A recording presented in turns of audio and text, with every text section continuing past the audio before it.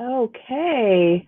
All right. So today I am excited because we have Dr. Rebecca Jennings, and that I will be interviewing and sharing a little bit about what's going on with her and her practice and kind of what she's been seeing. With the pandemic this last year, a lot has been happening for people with their health, me included.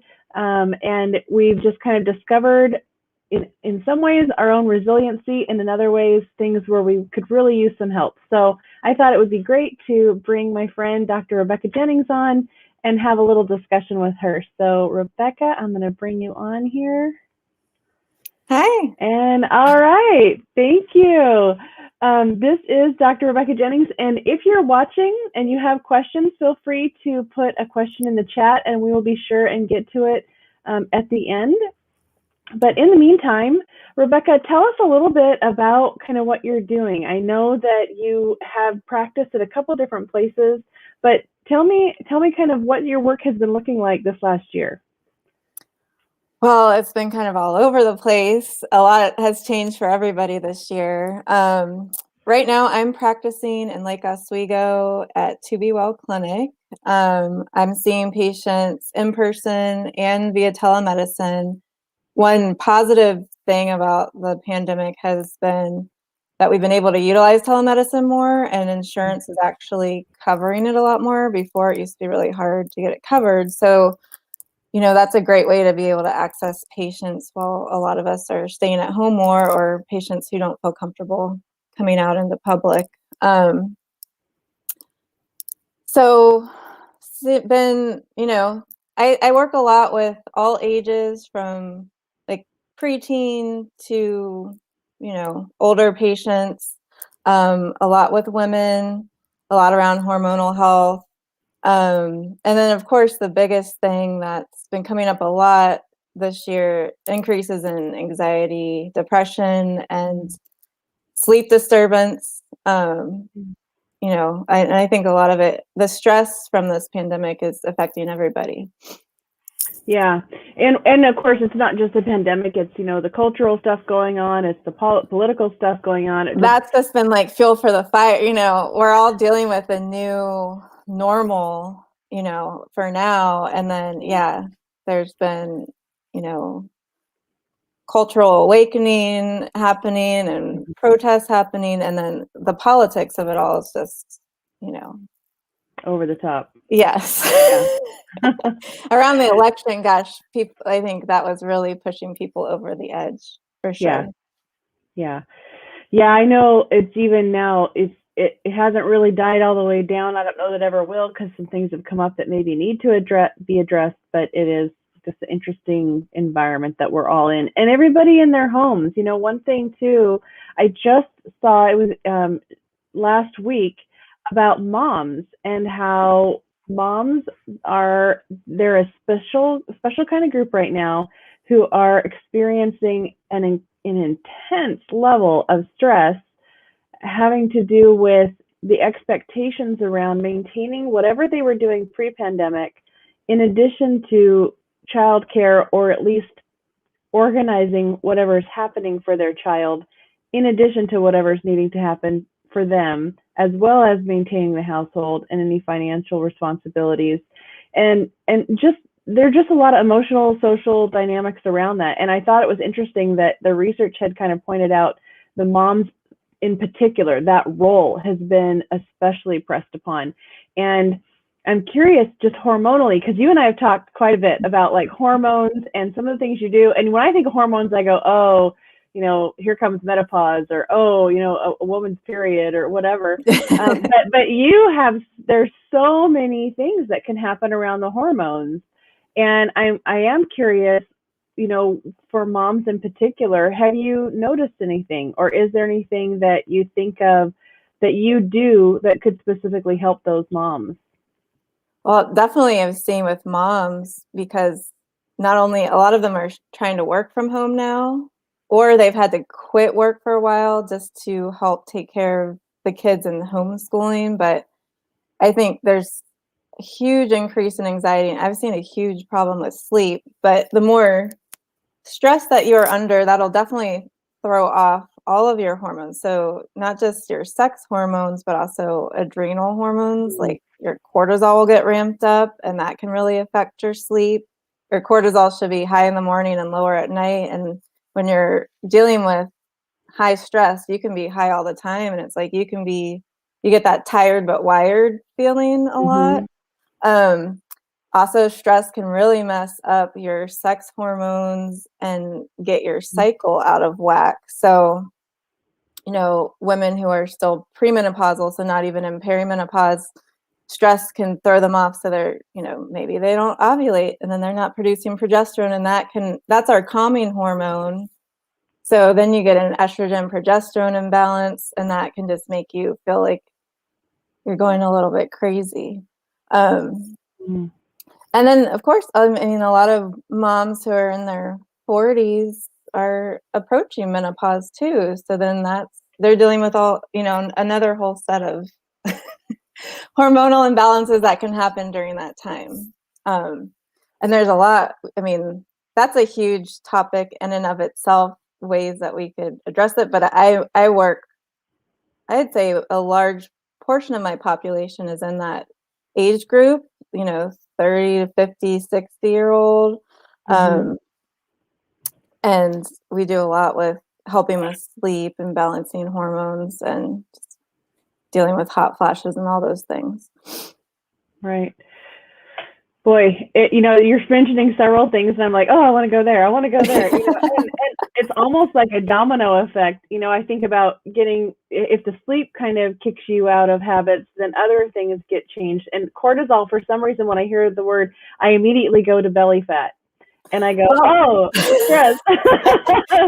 That's good that you know that, because yes, when your cortisol is high, just think, our bodies were, we evolved to kind of like, rest and digest as parasympathetic. And then if you're running and you need as much energy as possible, and you're really stressed, you're going to have high cortisol, and that actually, increases blood sugar levels to give you that energy to keep going. And it also is going to help you conserve energy, because it's like, we don't know how long we're going to be stressed out for. So we need to conserve as much as possible. So you'll start gaining weight. Yeah. And usually around the middle. So yes, high cortisol over time, if you don't get it lowered, will lead to weight gain, hormonal imbalances like too much estrogen and not enough progesterone. That can also lead to weight gain around the middle as well. Again, going down a whole other. I know. We could do a different video about that, but let's go back to the anxiety and depression, because it's the stress, and again, sometimes it's chicken or the egg, because even as you're just talking about the cortisol, I'm thinking, okay, we talked about the pandemic pounds that people were gaining last year, and that's a little bit of a joke. And part of it is it because we're sitting at home and we're snacking, or we're eating more, or is it because we're stressed? And now our hormones, we could maybe be eating the same, but now our hormones have shifted. So we're not digesting the same, or we're not experiencing nutrition the same. I think that would be a great topic. If we get enough people interested, we'll do another video just about that. I think that would be good. But today, let's talk a little bit about the anxiety and depression, because I know you have some ways to lower that, or suggest to people. And of course, I, with my clients, definitely deal with a lot of anxiety and depression. And it could have been that they had it before the pandemic, and this last year it just exacerbated anything that was going on, whether it was relationship issues, whether it was just a work situation, or even if it was just I was already this way and now it's just even worse because I have no social contact. There's just a lot of that going on. So tell me, what are some of the things that you've been suggesting to your patients?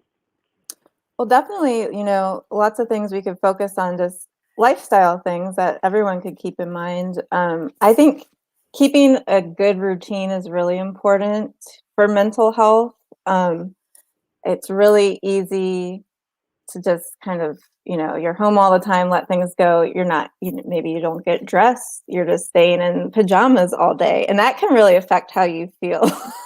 I'm not naming any names, but I think I know what you mean. Yeah.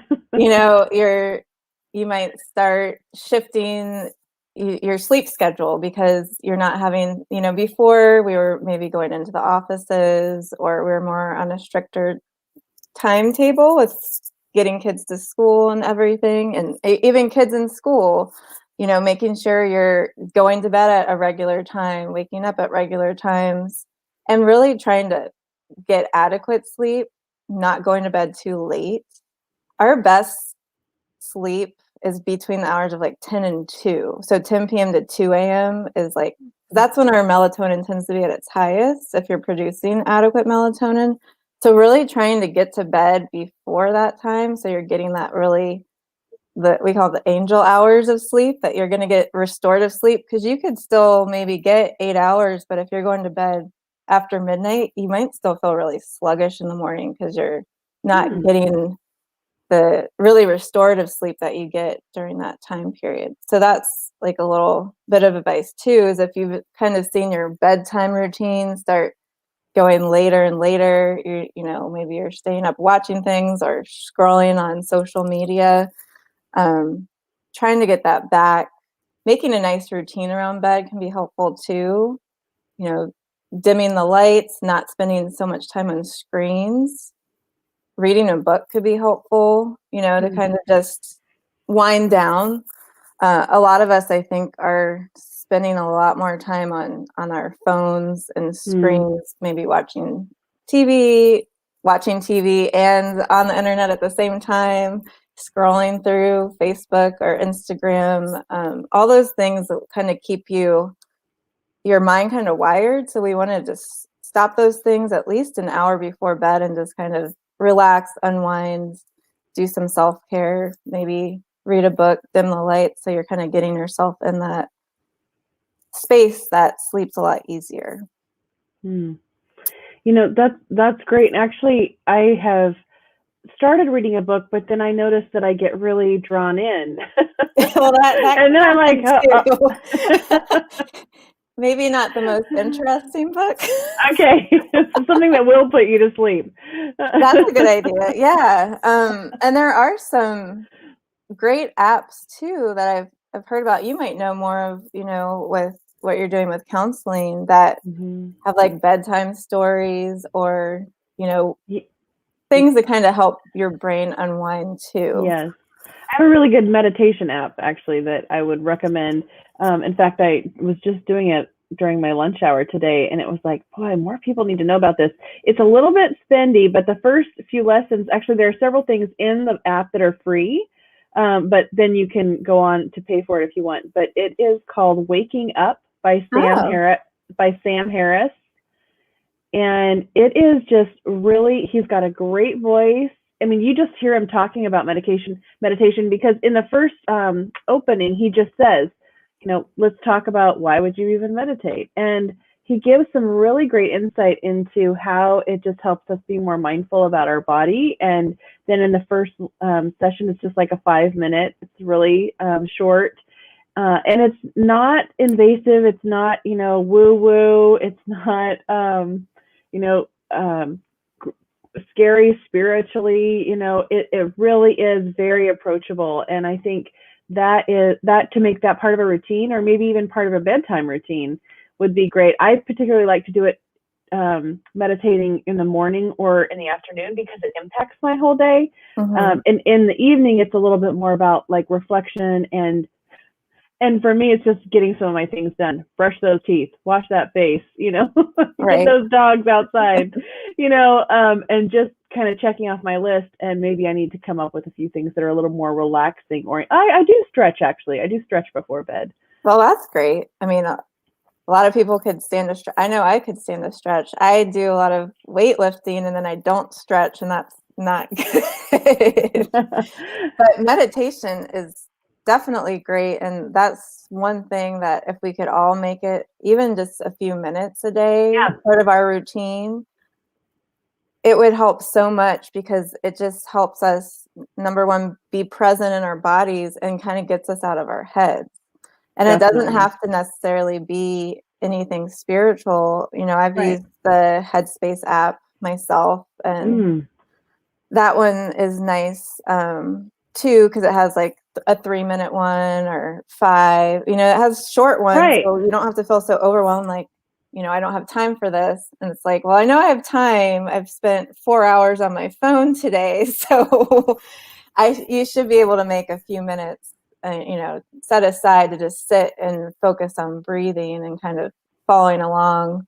And I like that, I'm sure the Waking App, you said he talks to you. When it's a guided meditation, it really takes that whole, I think a lot of people who are anxious feel anxious about meditating because they're like, I just have to sit here and but if you're listening to a guided meditation, it kind of, your brain follows that and you can just let that go. And then it can be really calming. And over time, I mean, there's tons of research around meditation about how great it is for brain health overall. I mean, people who meditate regularly are younger, like their cells actually stay younger longer. It lengthens your telomeres. I mean, it helps with preventing dementia. So brain health overall, helping with sleep. It's really great for everybody. Oh, that is interesting. I didn't know about that cells, but hey, it's like its own moisturizer. Meditation is moisturizer. there you go. That's it. Hey, that's my phrase. I'm gonna trademark that. And it's I think the biggest hindrance about meditating is actually sitting down and doing it and making it it's kind of like with everything, with exercise. You just have to kind of make it part of your routine. So that's another thing, keeping routines, and if you can add things that are helpful, make you feel good, and then making them a part of that routine, it's just going to help you with your overall health, for years to come, but also help you kind of deal with the situation we're in right now. That's a good point. I have the Bible app, and I do, I do enjoy praying every day. But when I think of the meditation that I'm doing with the Sam Harris out, like you said, it's not really spiritual, and it is more because it's directed.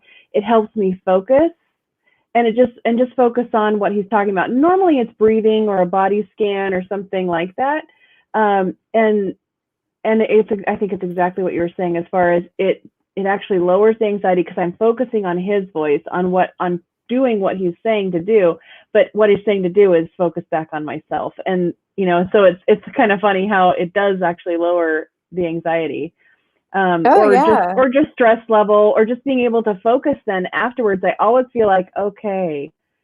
And not even that I didn't go over a checklist or these are the 3 things I need to get done today. It's just like, you're centered again. It's like, it brings you back to your body. A lot of times our brains we can just be all over the place and we're thinking about the past or the future, and meditation really brings you back to you and your body right now. Right. And actually what I was going to say about the Bible app is that I do, it does send me a notification of a verse for the day. And I enjoy that. And I enjoy just, dwelling on the verse, but a lot of times it'll come up and I'll be like, oh, I don't have time to look at that right now. But what I have made part of my routine is before I swipe it to get rid of those notifications, how you'll just get rid of all your stuff, is I save that one until I have time to just read it and really, comprehend what it's trying to tell me. And so that's one that a lot of times, because I haven't made the time through the day, at the end of the day, I will be like, okay, I'm I'm getting rid of everything on my phone. Okay, take the time to just read that. And, some people do a quote for the day, or all kinds of little notifications and apps that you can get on your phone that do those reminders. Breathe. I love the app called Breathe. That's just it. And it sends you little notifications. And it's funny because the notification is a breath. It goes, and you hear it on your phone, and you can't help. When the notification pops up, you go, oh yeah, I need to breathe. I get them on my Apple Watch. It's like, do you want to do this? And it's just a minute. And a lot of times I'll say no, but when I actually click on it and do the breathing with it, you feel so much better. Yes. And it's just a minute. So taking those moments really pays off in the long run. And anytime you're kind of feeling like you might be spiraling, taking a moment, even doing the 4 square breathing method. I'm sure you know that one. No, tell me that one. Oh, really? Oh, yeah, it's great. I've used it before having to talk, in front of groups, and I just feel like, my body's going out of control a little bit, and it, you can take a second, and all it is inhaling for 4 counts, hold for 4 counts, exhale for 4 counts, and hold for 4 counts. And you can repeat that multiple times, but it really helps center you. You focus on your breath, and like just deep breathing can really help engage that parasympathetic calming part of the nervous system and kind of help calm everything down. That's great. And actually, now that you're saying it, I have heard that. And yeah. But I haven't thought of it as a tool like that. So I'll use that. That was great. Okay, so keep a routine, and then we also kind of add a bonus to meditation. Well, meditation, yeah, that's like part of self-care and a whole other, adding it to your routine, but a whole other category. So yeah. And then staying active is really important. I mean, you kind of mentioned at the beginning people being home all the time. It's been harder. We're trying to stay home, socially distance. A lot of gyms are closed or, limited numbers. But really, movement, at least 30 minutes a day of some kind, is really important for your brain health. But it's really calming for anxiety and really helpful with depression. So that's another thing about keeping a routine, is keeping an activity routine, going out on walks, bundle up and go on a walk. Maybe you want to try doing like a training program. So I really am a fan of like Couch to 5K. That's for people who really haven't been doing any activity and want to be able to run a 5K or jog a 5K after 2 months. And it's just 3 days a week, and it gives you there's a bunch of apps for phones where you have 3 days a week and you're just following what it says, and it starts you off mainly walking with a little bit of jogging, and by the end of 2 months you can run a full 5K. And I've done it a couple times because I hate running, but I think being able to, it's one thing you can do, like whether you walk or jog, that you can just go out and do. It doesn't require equipment. So it's nice to be able to have that, but just being outside too, around trees, is shown to help lower anxiety. Like any plant, any nature, it just calms our whole nervous system. They've done great studies on it in Asia, and in Japan they actually call it forest bathing. And they actually Say it again? Forest bathing. Forest bathing. Ooh. Yeah. Okay. So in Japan they actually have like community parks that are set up for forest bathing, and a lot of doctors will prescribe it because it's been shown to like lower blood pressure.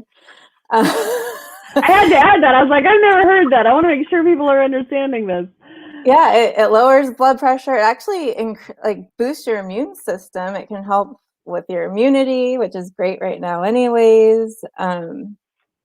Lowers cortisol levels. It's just really, we evolved in nature, and going back and being around nature is really calming to our systems. So getting out and being active while also being in nature is just like going on a hike. It's great. Right.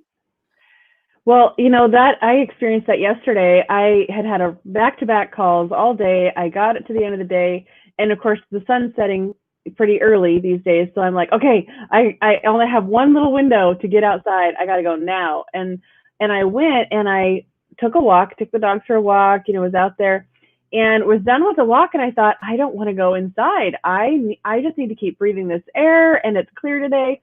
It's, the weather forecast is not going to be as beautiful in the next several days. And it was just like, I need to take all this in.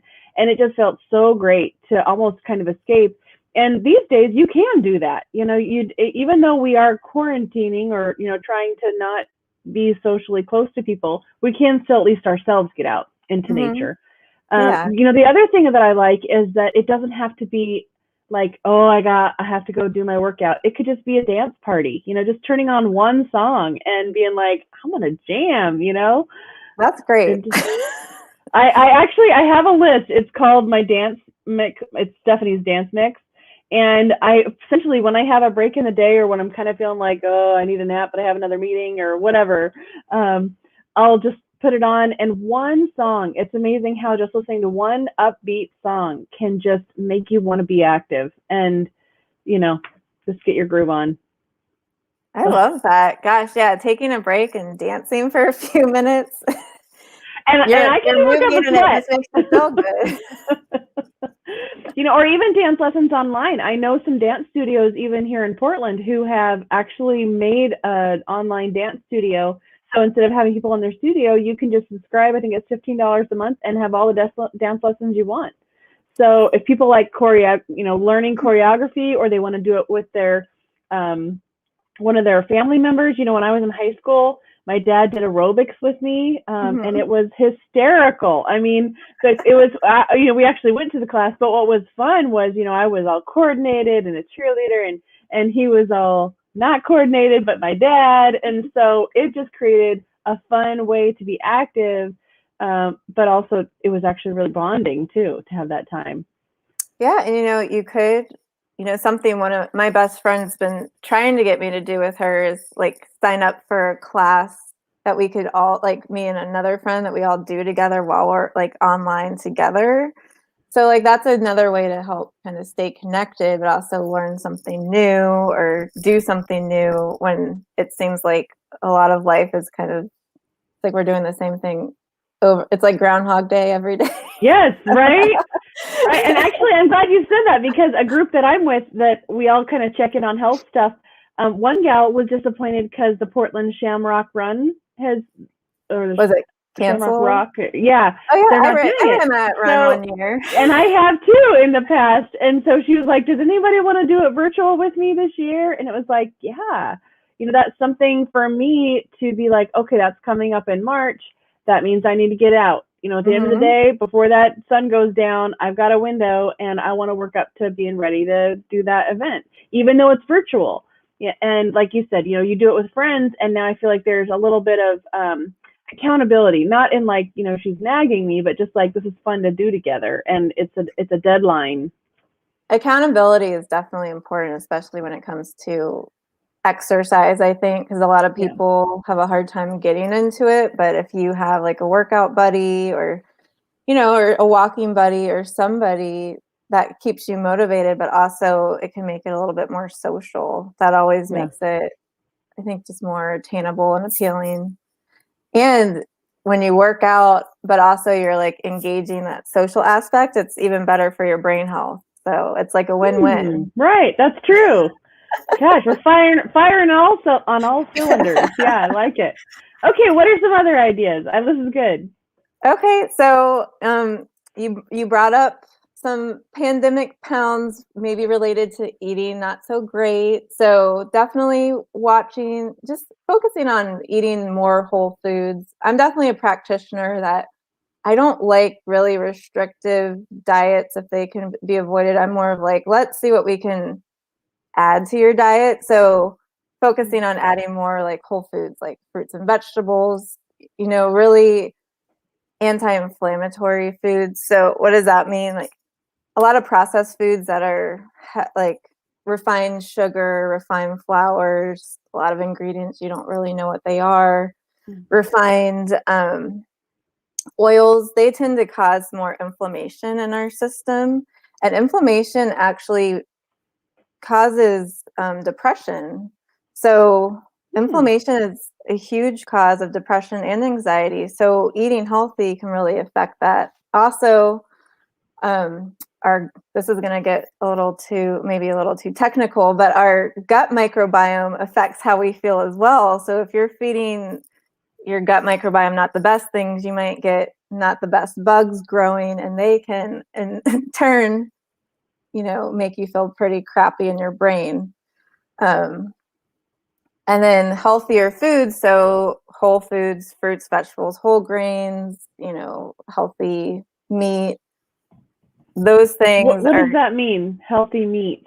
Well, I like pasture raised meat, not factory farmed. You get a lot of hormones that you don't want, and pesticide residues and things. But like cows, for instance, they're supposed to eat grass, and like this is a whole nother topic. But cows or animals that are pasture raised, eating things they're supposed to eat, are actually, they're going to produce more anti-inflammatory nutrients that are going to be a lot better for your body than the pro-inflammatory nutrients produced by like corn-fed cows and animals. So that's what I mean by healthier meat. Okay. So when I see something like organic chicken, does that have antibiotics in it? Most of the time they'll say like antibiotic free on it. Okay. But organic doesn't necessarily mean pasture raised. And again, this could be a whole other topic. Okay. But like pasture raised eggs, I don't know if you ever look at the difference between eggs that you can get. Yeah, well, I know with pasteurized eggs, you can eat them raw, but I don't know where you find those. Because I actually haven't found them at the grocery store. Oh, really? There's, I think every grocery store Maybe now I don't shop fancy enough. I don't know. even non-fancy stores tend to have pasture raised, and that's something you want to look for in the label is pasture raised, because that means the chickens are actually out eating like grubs and worms, and that is giving nutrients to the eggs. And you can see it, the yolks will look bright reddish orangey in color versus more conventional eggs, really pale looking. If you've noticed a difference, and that really there's a lot more carotenoids, which are precursors of vitamin A in the healthier eggs, like those really bright. Anytime you see like bright colors in your food, that's unless it's food from food coloring, I'll add that in. But from whole foods, brighter colors means there's a lot more helpful like antioxidants and nutrients in the food. So pasture raised eggs, they actually have them at Trader Joe's now, which is great. They definitely have them at stores like Safeway. Of course, they have them at like Whole Foods and New Seasons, but Safeway and Kroger, I think, even has them. You just look for that pasture raised label. Okay. I have used fresh eggs from somebody else's chickens, and they were bright orange. And then there's always that. If you have a local egg source, great. Okay. I'll actually, I do think there are some. If I just even go like a couple miles down the road, there's a little sign that says, fresh eggs, and it's just like somebody's farm. Farmers markets are still open, and you can always get, it's great to support local farmers, so you can get eggs and local produce there. But really, what I was trying to say is when you eat more whole foods versus a lot of refined foods, you're going to feel better. As overall. And it can be kind of hard to break into that cycle if you're used to, like, I don't know, maybe your diet, if you're noticing your diet's very like monotone, like lots of white and brown, adding in some colors is going to help you feel better. It's going to be good for your gut. It'll be good for your brain and your overall health. But really helping with decreasing your inflammation levels, which affects your brain as well. Great. Okay, so eat healthy, and we kind of really know what that means, but I would like to actually have another conversation about the organic and some of that, mostly because I want to learn about it. So we don't have to do it on video, but I think we're going to have another discussion with you about it. All right, so what else? Well, I like, doing, like I said, I feel like a lot of us might be feeling like we're stuck in a rut, and that can be leading to more like depressed feelings. So maybe, finding new hobbies or taking time to do things that you've been wanting to do for a while but haven't. And that could be taking some new classes online. This time of year is a good time to start thinking about putting a garden together. I noticed last year when the pandemic started, a lot of people seem to be getting into gardening, which I think is great. So number one, you're growing some of your own food. I think that's a great skill to have. But it's also, fun, and it feels good to like go out and like get lettuce from your garden. And there you go. You're adding some extra healthy, maybe you've been able to make a salad from your own garden. That's adding something healthy to your dinner. but just, finding ways to be more engaged, keeping your brain active with something that makes you feel good. So, I like that you brought up the gardening. I was at Al's Garden Center 2 weeks ago, and we were joking. I was joking with one of the gals there who knows me and my dogs, and she was saying how last year it was really incredible how many people got into gardening, and even though they had to come pick up their items, you couldn't actually walk around the garden center for a while. How many people placed orders and just vegetable gardens and just really taking advantage of being home, whether or not they felt like they needed to grow their food necessarily, but just spending that time. And then I also heard about a therapy, and it's a counseling therapy. I am not certified in it, but it is a gardening type. It's I can't remember the name of it, but it's like agricultural therapy, and it's essentially any kind of farming exercise, whether it's gardening or milking a cow or raising pigs, chickens, that it's actually incorporated into a mental health kind of therapy. And I don't know a whole lot about it, but just that what I did hear was like, well, that is interesting.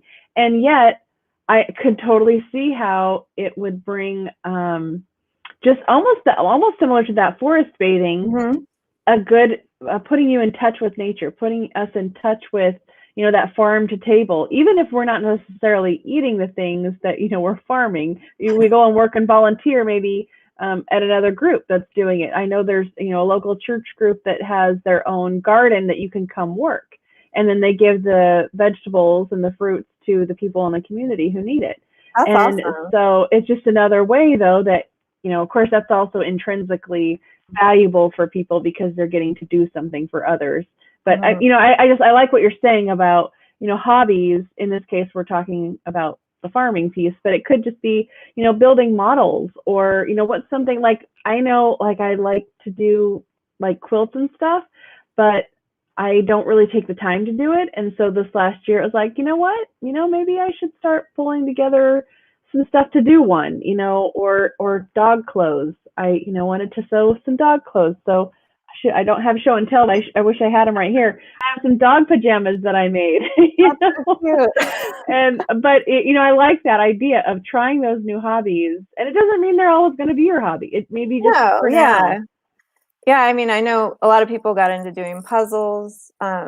People who might have wanted to paint, but they don't feel artistic. The paint by number things are great. Yes.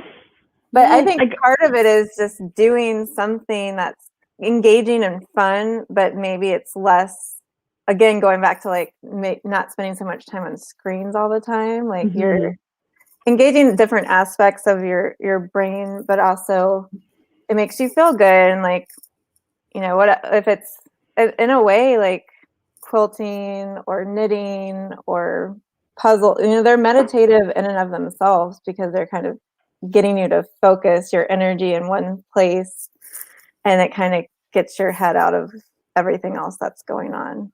I'm glad you said that, because the other thing is that I was on a call, I guess it was a conference in the beginning of January. It's kind of a kickoff to the year visionary thing, and you don't have to participate so much, but you're listening, right? While the lectures are going on. And I was like, okay, I'm not going to be paying attention to this very well if I don't find something else I can do that doesn't require my thinking. When I'm sewing, I need to be thinking about it, right? So there are hobbies that take a little more intentional mind. But I just grabbed some free printable mandala coloring book page.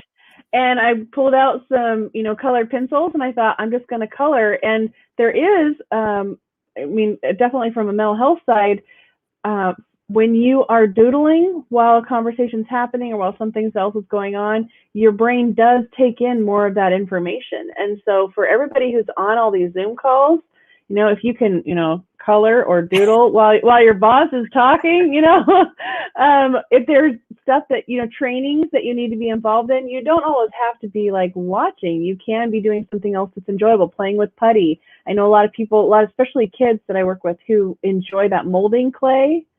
That I'm not particularly good at it, but you don't have to be good at it. You can just, have fun with it. And so love the idea of hobbies, things that we could tap into doing. And not worrying about being great at things, just doing it. Like I started a garden last year. I didn't know what I was doing.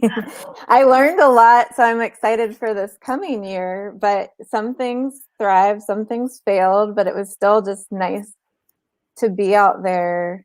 You know, it was a great break from work, and it was great to be outside getting fresh air. So I think that's great. And the volunteering, I think, is helpful too, because that's a way to still like connect with people.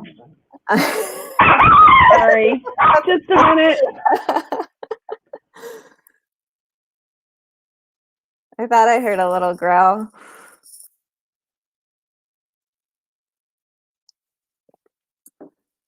Little commercial break there. Sorry. I'm not hearing your little fella. Oh, but he's asleep on my lap. Oh, is he? But yeah, volunteering, you know, I was looking up because we had mentioned like, you know, mental health for kids too. And there seems to be like a good amount of volunteering opportunities still right now. And that's like a way, I think, for anybody, all ages, kind of be able to go and still be able to have some form of interaction and feel a little bit more connected with the community. Yeah. Because I think isolation is definitely a big, you know, problem and, you know, driving those feelings of anxiety and depression is that feeling of isolation. Well, and I think that was, you know, I think one of your points too, I can't remember if you said it already. That was the next one, is staying in contact. Yeah, right. Finding fun ways to, contact with your friends. You know, it could be, you know, having, you know, meetups outside where you feel like you can socially distance but still get to see people and interact with each other. That's great. Your app that you like to use with your friend, that Marco Polo, I think is like a fun way to share videos and communicate that way with, you know, friends and family. Yes, there's that one, and then there's another one that's more like a walkie-talkie called Vox, I think. Oh. And a lot of people like to use that one. Oh no, Voxer, Voxer.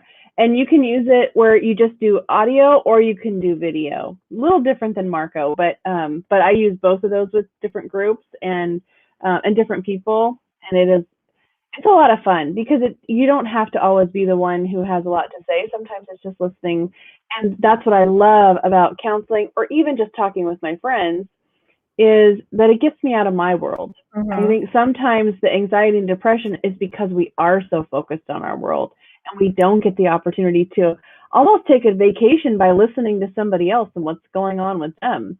It just gives you a break of stop focusing on yourself for a while. Well, and you had mentioned, you know, moms being especially affected during this time. And really, I think what moms, you know, if you have a partner, hopefully you can talk about making some time where you get some alone time, so you can maybe catch up with some friends that are outside of your family, or do, you know, something like for self-care for yourself. Sorry, my dog's starting to act up now. Or if you, I think, you know, single moms, it must be so hard right now because you might not have another person to kind of like leave your kids with so that you can get some alone time. So if you have some older kids, that can kind of help out, and then get at least, you know, a good 20 to 30 minutes away to like either do some self-care or take some time to be able to talk to your best friend on the phone just to give you a break. That's really important. But I think staying in contact with people, I know it can get kind of daunting, like all the Zoom calls and stuff, but you know, utilizing just a phone call, or, you know, when you want to go on a walk, that's a perfect time to maybe like do a phone call with a friend and talk while you're walking. Maybe deciding to do like those classes together online if you can. Yeah, or painting classes. You know, there's it's called Yay Maker, YAY Maker.com, Oh, and I love those painting classes. They do them virtual, and I can invite my family from California, they don't, nobody has to be sitting next to you. I think they're $15 for a class, and it's a 2-hour class, and you come with your stuff. They give you like the 3 items that you need, and they walk you through all kinds of crafts, paintings, quilting, all kinds of stuff, cooking.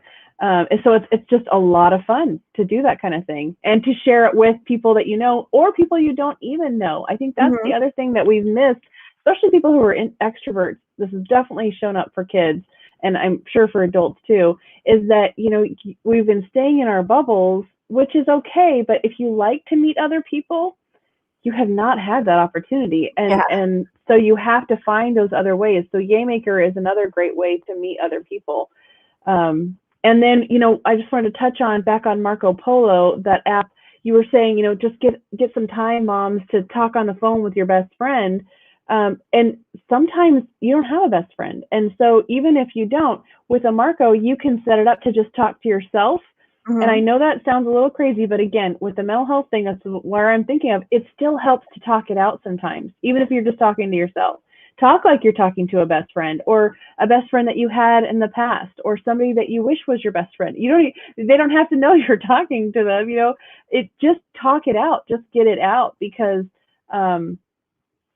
it helps you be able to clarify and let some emotions go, blow off some steam in a healthy way. Or, hey, talk to a counselor. Yeah. Talk to a counselor. That should have been like my first suggestion. Hello. I think everyone could use a counselor right now.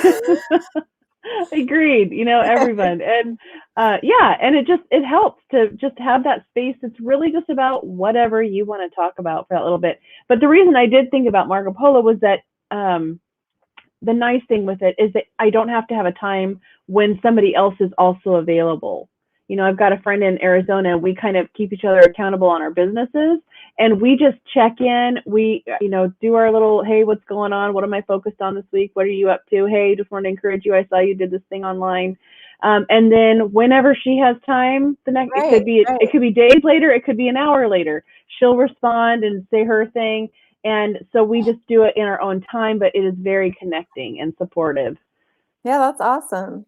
I'll also mention, I've had a few patients who, going back to feeling isolated, they're kind of empty nesters, but also, don't have a partner and, haven't really had dating opportunities. And I've really been trying to encourage, people, especially who haven't been open to online dating in the past, to use that form, not to think of it as like, oh God, I'm having to use online dating, which really, I feel like that stigma is kind of long gone anyways. A lot of people use online dating now, but there's still people who have that stigma. But as a way, like you said, to connect with strangers, like use it instead of thinking of this is like even dating, but as a way to like connect with someone and have someone to talk to and have a conversation. Yes. It was been, this is more personal, but I got my dad was having that isolated feeling. I was like, just go online again and go on Match or whatever you want to go on. And it's been life-changing for him. I think just being able to connect to people his age and be able to talk about what's going on. And he's been doing so much better ever since then. And I think there's been some people kind of feel hesitant to do those things, but especially right now, we can't really go out and meet that many people in person. So it's a great kind of excuse to give it a try. And even just, you might be looking forward to even just emailing with people, something to look forward to and help you feel connected again to others. And I think that's really important. Yeah, agreed. No, that's great. So I just kind of want to rehash before we wrap up. Kind of the 5 ways you were talking about. I actually wrote them down and made this all fancy. So let's take a look. One of them was keep a routine. Just making sure that we do have a routine that fills us up and makes us feel like we have a little bit of a schedule, because that has definitely been thrown out of whack. And another one is to be active whether it's having a dance party, whether it's making sure you get your weightlifting in somehow, milk jugs, I don't know, and actually that's where they could talk to you, because I know that you're very sporty and have some ideas, I'm sure, around that. And eating healthy, apparently you don't have to go to the fancy stores. There are ways that you can eat healthy. And then staying in regular contact with friends. Oh, I put that one next. Sorry. And then trying to schedule in new, hobbies, whether they're new or old, things that you've wanted to do, have, stop doing. And then my favorite that came out of this that I've never heard, but I do it and I never knew there was a term for it. And now I'm going to have to read and learn more about it, is the forest bathing. That's the bonus material right there. I actually read an article about it years ago, so I'll have to send it to you. Yeah, do. I love that idea. I found it just so interesting that, they did studies where they'd actually take people's blood pressure and take blood before sending them to go walk. Just, they weren't really huffing it. They're just, walking and taking in, the trees and the scenery, and the amount of change just from a half an hour was really impressive. Okay. So it's really interesting. And then, those I think are just great lifestyle ways to help deal with anxiety and depression. Of course, I really think working with a counselor right now would be really helpful. And then I have a lot of other tools, whether it's supplements, or I've told you about, I have, homeopathic remedies that I put together that have been really helpful for people right now with dealing with anxiety, depression, and sleep problems as well. So do you do that after they've done a blood lab test and then you create a tincture for them? No, I don't have to do labs for people. Usually just have it, talk and figure out what's going on with people. And, I like to see some annual blood work on most people just for, baseline and see how things are going. But when it comes to helping with mental health or sleep or both, I can, help people right away. Okay. How would they reach you? How do you suggest people contact you? Well, if you Google my name, you'll find me, Rebecca Jennings Clemson, ND. I'm at To Be Well Clinic. It's the number 2, the letter B, and then well, in Lake Oswego. Okay. Oh, whoops. There we go. Look at that. Okay. Yep. So if they Google that, they will find you. Yep. Okay. And then I will actually put in the comment section your contact information. I know there's a phone number for To Be Well where they can make appointments with you if they want to connect. And I'm sure that, is there a consult, or how do they just set it up? They can either just set up a visit with the front desk, or if they want to, talk first, I do offer free 15-minute consults, if you wanted to see if it's a good fit. And then we do take most insurances as well. Okay. All right. Great. Thank you so much, Dr. Rebecca. Great. I love talking with you about this, Stephanie. Yeah, this was really great. And I know there are some other topics that we want to discuss, and hopefully we can do those on the interview as well. Yeah. Sounds All good. right. All right. Thank you. Bye. Bye.